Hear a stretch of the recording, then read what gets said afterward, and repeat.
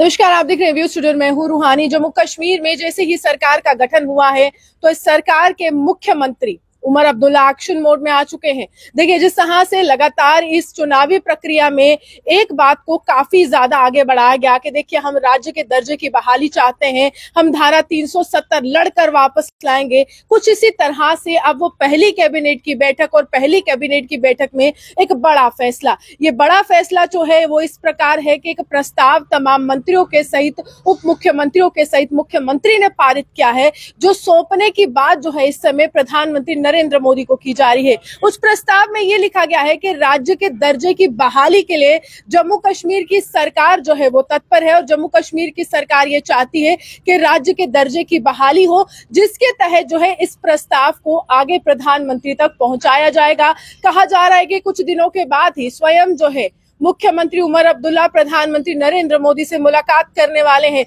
लेकिन बात यहाँ पर कहीं ना कहीं टीस खाती है उन तमाम लोगों को जिन्होंने नेशनल कॉन्फ्रेंस को इसलिए भी वोट दिया क्योंकि चुनावी प्रक्रिया में, चुनावी भाषणों में धारा 370 का जिक्र मुखर होकर किया गया था। लेकिन इस बार जो पहला प्रस्ताव है उसमें राज्य के दर्जे की बहाली को बात की गई है, लेकिन धारा 370 व 35 की वापसी को बिल्कुल भी छुआ नहीं गया है। 5 अगस्त 2019 को जम्मू कश्मीर से धारा 370 हटाई गई, जम्मू कश्मीर से विशेष दर्जे की समाप्ति हुई, जम्मू कश्मीर और लद्दाख को 2 हिस्सों में बांटा गया, यानी कि एक लद्दाख और एक जम्मू कश्मीर, 2 केंद्र शासित प्रदेशों में उसका गठन किया गया, तब्दील किया गया। उसी के बाद ये कहा जा रहा था कि देखिए, यहाँ पर जो चाबी होगी ना सत्ता की, वो सत्ता की चाबी जो है उपराज्यपाल मनोज सिन्हा के पास होगी, क्योंकि मुख्यमंत्री तो कुछ कर नहीं पाएगा। यूटी है, यानी कि केंद्र शासित प्रदेश है। ये भी कहा जा रहा है कि यहाँ पर ये जान चुके हैं उमर अब्दुल्ला कि मेरे पास उस तरह से सत्ता की चाबी नहीं है, उस तरह से मैं बिल्स पास नहीं करवा पाऊंगा, उस तरह से मैं अपने जो है यहाँ पर घोषणाएं नहीं कर पाऊंगा, उस तरह से योजनाएं नहीं ला पाऊंगा,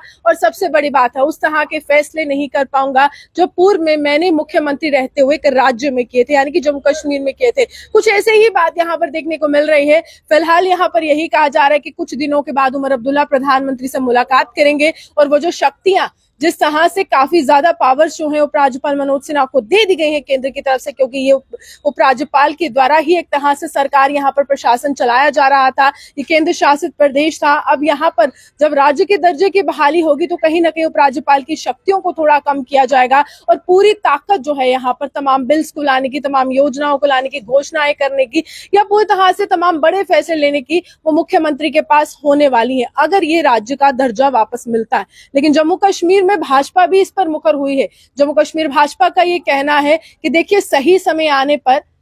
समय आने पर आपको राज्य का दर्जा जो है वापस मिलेगा। गृह मंत्री ने खुद सदन को संबोधित करते हुए कहा था, लेकिन अभी वो समय कब आएगा ये स्वयं गृह मंत्री जानते हैं। लेकिन प्रधानमंत्री से मुलाकात के बाद कहीं ना कहीं गुगली फेंक दी है यहाँ पर उमर अब्दुल्ला ने, और ये भी कहा जा रहा है कि यहाँ पर जब नेशनल कॉन्फ्रेंस के साथ पूरा सपोर्ट सिस्टम कांग्रेस का था, उस समय कोई भी मंत्री जो था वो कांग्रेस का नहीं बनाया गया था। कांग्रेस ने कहा था तब तक मंत्रिमंडल में शामिल नहीं होंगे जब तक जो है राज्य के दर्जे की बहाली नहीं होगी। कहीं ना कहीं कांग्रेस को भी मनाने की बात यहाँ से की जा रही है कि कांग्रेस के नेताओं को ये बताया जाए कि पहला प्रस्ताव, पहले मंत्रिमंडल की बैठक और सबसे पहली बात यहाँ पर राज्य के दर्जे की बहाली की हम कर रहे हैं, स्वयं प्रधानमंत्री नरेंद्र मोदी से और केंद्र सरकार से ये मांग कर रहे हैं। आप ये हमारे सामने देखते हुए